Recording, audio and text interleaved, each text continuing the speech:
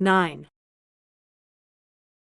One of Lily's fan patrons had spent a total of $4 million on her.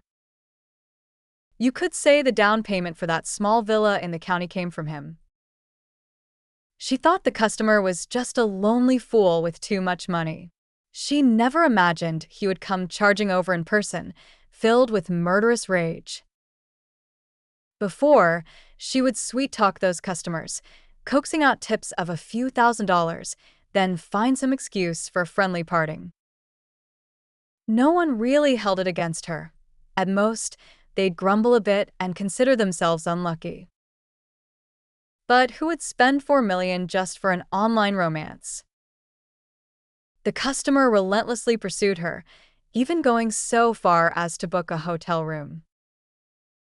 Either return the money, hand over the person in question, or he would sue her for fraud. Of course, she couldn't hand him over. What Lily valued was not her chastity, but rather her fear of upsetting Vincent. If he decided to go scorched earth and expose everything she had done in the past, her career as an internet celebrity would be over. I suggested, "Sis, let's sell the house and give him back the money." "No." 3 voices in unison. I glanced at my father and mother. They looked embarrassed, forcing themselves to put on a brave face as they explained. "He spent it willingly, so why should we give it back? If we don't return it, what then? Do you want Sis to go to jail?" They exchanged glances, then suddenly all turned toward me. My sister dropped to her knees in one swift motion. On that usually proud face, tears even welled up in her eyes. "Mia, we've talked it over. You're the only one who can help me." Talked it over, so I was today's target. From the day my sister dressed me up to look like her, I felt a vague unease. My fists tightened, my body trembling uncontrollably. "Sis, I I can't do anything right now. But once I get into college, I'll take on part-time jobs and help you pay it back together.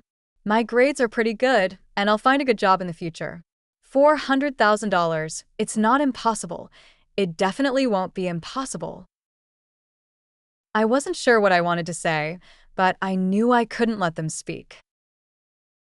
But my sister kept interrupting me. "Mia," Sis came up with an idea. Her voice trembled slightly, filled with agitation.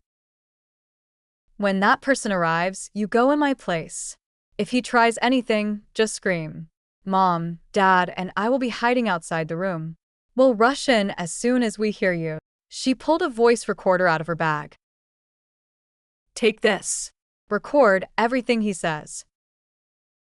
If he tries to sue us later, we'll countersue him immediately." Mom and Dad stood nearby, nodding at me repeatedly, their faces filled with hope. "Don't worry, Mia.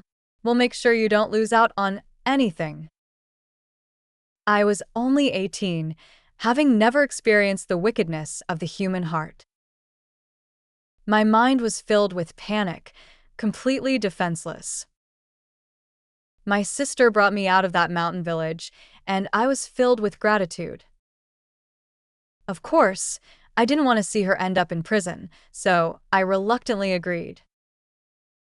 Little did I know, the nightmare of my life had just begun.